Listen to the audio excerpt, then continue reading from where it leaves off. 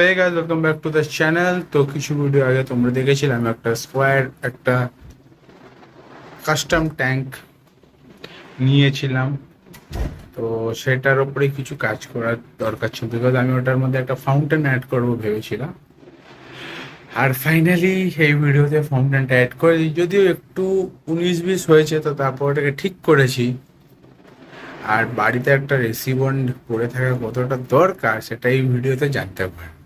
কারণ সিমেন্ট এমন একটা জিনিস, যদি ওটা একদম লেয়ার ওয়াইজ বসে যায় তাহলে যতই পুরনো জল পাস করবে না, আনটিল আনলেস ক্র্যাক ধরছে।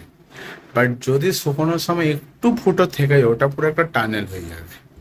আর সেই টানেলটা একমাত্র রেসিবন্ড সিলিকন গ্লু দিয়েই আটকানো যায়, বিকজ ওটা ধরে নেবে পুরো। তো যাই হোক, ভিডিওটা চলো শুরু করি আর তোমাদের সব কিছু বলে দেবো এই ভিডিওতে। তো এটা আমার একটা কাস্টমার ট্যাঙ্ক বানিয়েছিলাম, যেটা হচ্ছে 12 ইঞ্চি চওড়া, 12 ইঞ্চি চওড়া লম্বা, আর 6 ইঞ্চ হাইট। তো এটা বেসিক্যালি একটা আমি ডিসপ্লে ট্যাঙ্ক মতন বানিয়েছি। অনেক দোকানে ফোকানে দেখবে এরকম ডিসপ্লে ট্যাঙ্ক আছে, এর উপরে ফাউন্টেন আছে, নল আছে। তো ওরকম আমি পুরো ফাউন্টেনওয়ালা নিইনি, বিকজ আমি ভেবেছি আমি মাছ ছাড়বো। আর ওইগুলো যেগুলো ওর মধ্যে অনেকে মাছ ছাড়ে, বাট ওর মধ্যে না ছাড়াই ভালো, কারণ তো জায়গা হয়। তো এটা আমার নিজের ইচ্ছা ছিল একটা এরকম ফাউন্টেন মতন থাকবে, দেখতে ভালো লাগবে, আর তাই জন্য। তো ইনিশিয়ালি এর মধ্যে গাপ্পি ছিল, গাপ্পি মলি আর একটা বেটা ফিশ ছিল। তারপরে যখন এটা একটু সেট হয়, তারপরে আমি এর মধ্যে দুটো ফ্লাওয়ার বলছি, পোলার প্যারেট এনে ছাড়ি, পেয়ার। ওরা জেনারেলি পাথরের মধ্যে থাকে, তো অ্যাজ সাচ কাউকে ডিস্টার্ব করছে না। এই যে বেটা ফিশ, এর একটা আলাদা জায়গা থাকবে, আর সেখানে আমি একটা ফিমেল বেটা ফিশও নিয়ে আসবো তারপর।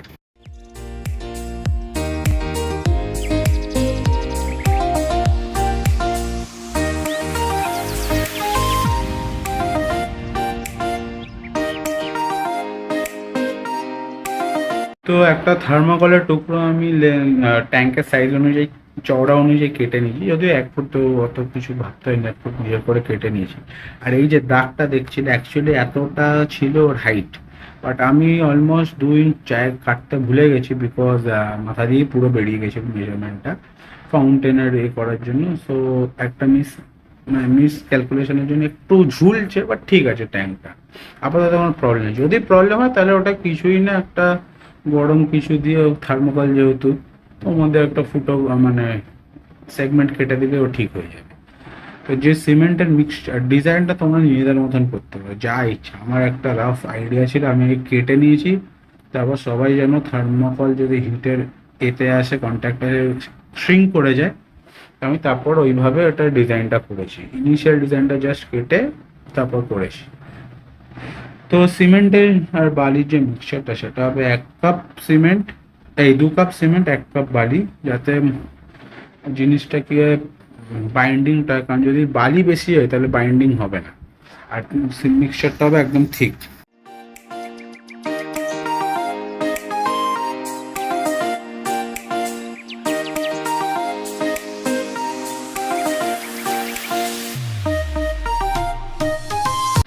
তো ইউনিফর্মলি অ্যাপ্লাই করার কোনো দরকার নেই, কারণ এটা তোমার একটা র্যাগেড স্ট্রাকচার, ন্যাচারাল স্ট্রাকচারের মতন হতে হবে। আর এর ওপরে অনেকে কালারও করে, কিন্তু ওই কালার এখানে পাওয়া, যেটা ফিশ সেফ, সেটা একটু চাপের আর দাম বেশি, তো অত খরচা করার কোনো মানে হয় না। বালি নিয়েছে 5 টাকা কিলো, সিমেন্ট নিয়েছে 10 টাকা কিলো, আর থার্মোকল বাড়িতে পড়েই থাকে সবাই। যদি নাও থাকে, এই এত মোটা নেওয়ার কোনো দরকার নেই। ছোট ছোট দুটো 40 টাকায় পাওয়া যায় যে শিটগুলো, ওইগুলো এনে নিজেদের মতন করে সিমেন্ট দিয়েই লাগিয়ে নেবে, কোনো ঝামেলা নেই। কারণ আমি সেম জিনিসটাই লাস্টে ভিডিওতে করেছি। আর যেই এটা আগে একটা লেয়ার করে তার উপরে সিমেন্ট ফেলে এমনি হাত দিয়ে ট্যাপ ট্যাপ ট্যাপ ট্যাপ করে দিলে একটা হয়ে যায়, কি বলে, ফিচার বলো, স্ট্রাকচার বলো, মানে ইমপ্রেশন যেগুলো হয় না, ন্যাচারাল যেরকম খাঁচ খাঁচ খাঁচ, ওরকম হয়ে যায়।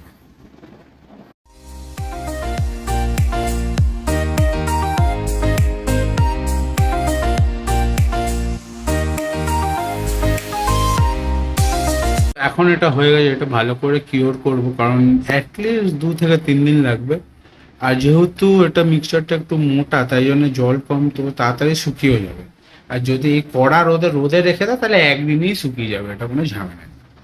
তো এখন আসে একটা প্রবলেম, এটা হচ্ছে লাইফ সুইচ স্টপ করে রাখা এখন খুব মুশকিল হয়ে যায়। তো ট্যাঙ্কে রেখে হিটার বলছি, এয়ার পাম্প দিয়ে রাখি, তাও মাছ কিছুটা হলেও মারা যাচ্ছে, কিছু না পুরোটাই মারা যাচ্ছে আমার। তা আমি কি করেছি, এখন বাজারে যে শুকনো চুনো মাছ, সেটা আমরা শুটকি মাছ, সরি, মাছ পাওয়া যায়, বেসিক্যালি আমি শ্রিম যেটা হয় সেটাকে আমি খাওয়াচ্ছি। দুটো কারণ, এটাতে প্রিজারভেটিভস অ্যাজ সাচ সেরকম কিছু পাওয়া যায় না, বিকজ এটা বাজারে ডেইলি বিক্রি হচ্ছে, ডেইলি লোক নিয়ে গিয়ে অলমোস্ট শেষ করে দেয়। হ্যাঁ, 1-2 সপ্তাহ রাখে, বাট এই জিনিসটা একটা ভালো কি, ন্যাচারাল, পুরোপুরি ঝামেলা কম। হ্যাঁ, কোয়ান্টিটি একটু বেশি লাগে বিকজ মাছ খাবে বেশি, পেট ভরবে তাহলে। আর তাছাড়া মাছের হেলথের জন্য খুবই ভালো, কারণ শ্রিম্প হচ্ছে কালার উঠবে, গ্রোথ হবে, সব হবে।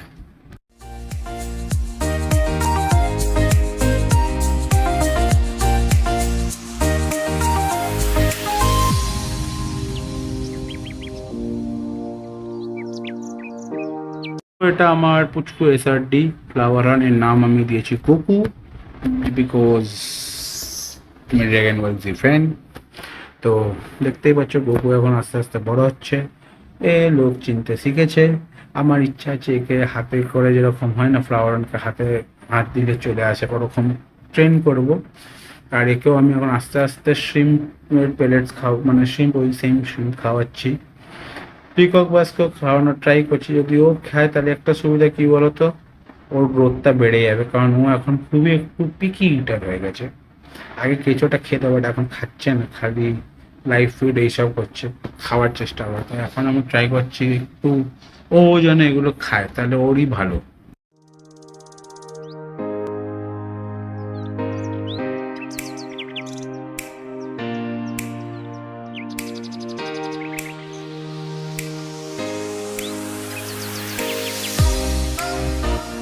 যেহেতু আমি পুরো ঘাসটা কাটিনি, তাই জন্য একটা প্রবলেম হয়ে গেছিলো, যে নিচে যে জায়গাটা দেখছো এখান দিয়ে জল পড়ছিল, জলটা মানে আউটফ্লো হয়ে যাচ্ছিলো। তো ওটার জন্য আমি একটা দেখতে পাচ্ছ লাগিয়েছি, এটা কিছুই না, সিমেন্ট মেরে থার্মাকল বসিয়ে দিয়েছি, তার উপরে সিমেন্ট করে দিয়েছি। আর এটা হতে এত কম, এটা 12 ঘন্টার মধ্যেই ভালো করে শুকিয়ে গেছিলো। আমি পরের দিন ট্রায়াল করেও দেখলাম জল খুব ভালো পড়ছে, বাইরে কোনো জল পড়ছে না, এটা মেন আমার চিন্তা ছিল। তো এখন কী হবে, খালি ওপরে একটু আমার লাস্ট কাজ হচ্ছে তুলো আর ফেভিকুইক দিয়ে ওপরে পাইপের ইনলেটটাকে জাম করে দেওয়া, আর নিচে একটু ছোটো কয়েকটা তুলো লাগিয়ে দিয়ে, যাতে জলটা কোনো দিকে বাইরের দিকে না আসে। এই ভিডিওটা কেমন লাগলো বলো, লাইক করো, শেয়ার করো, সাবস্ক্রাইব করো। এটা তো জাস্ট বেসটা রেডি হয়ে গেছে, লাইট পাল্টাতে হবে, ভালো মাছ আনতে হবে, ফাইটারের নতুন ট্যাঙ্ক হবে, মানে পুরোনো যে ট্যাঙ্কটা ছিল ওটাকে আমি ভালো করে পরিষ্কার করে ফাইটার ট্যাঙ্ক করে দেবো। আর 4 নম্বর, এর মধ্যে একটু লাইফ প্লান্ট দেবো, তার জন্য আমার একটা ছোটো LED লাইট আনতে হবে। দেখা যাক সেটা কোথায় পাই, কারণ এটা দিয়ে ছোট গাছ টিকে যাচ্ছে, কিন্তু যদি আমি একটু ভালো গাছ দিতে চাই তাহলে টিকবে না, আর প্রপার LED লাইট লাগবে, কারণ ওই জায়গাটা একদম সূর্যের আলো ঢোকে না, সো সানলাইট দিয়ে যে কাজ হবে তা হবে না, তো প্রপার LED লাইট। আর এই লাইটটা পড়লে কি বলতো, সিমেন্টের উপরে একটু কাইফাই জমবে না, তাহলে ভালো লাগবে দেখতে। ভেবেছিলাম কালার করব, বাট তারপর ভাবলাম কালার করলে জলের মধ্যে টক্সিন যাবে, টক্সিন গেলে মাছ মারা যাবে, ওর থেকে ভালো কালার করি না, ন্যাচারাল ছেড়ে দিই। দরকার হলে, খুব বেশি হলে ওর উপরে একটু রিসার্চ করবো, দেখি কোন কালারটা ফিস সেফ, সেটা দিয়ে দেবো। আর যাই হোক, ভিডিওটা কেমন লাগলো বললো, লাইক করো, শেয়ার করো, সাবস্ক্রাইব করো, দেখা হবে নতুন ব্লগে।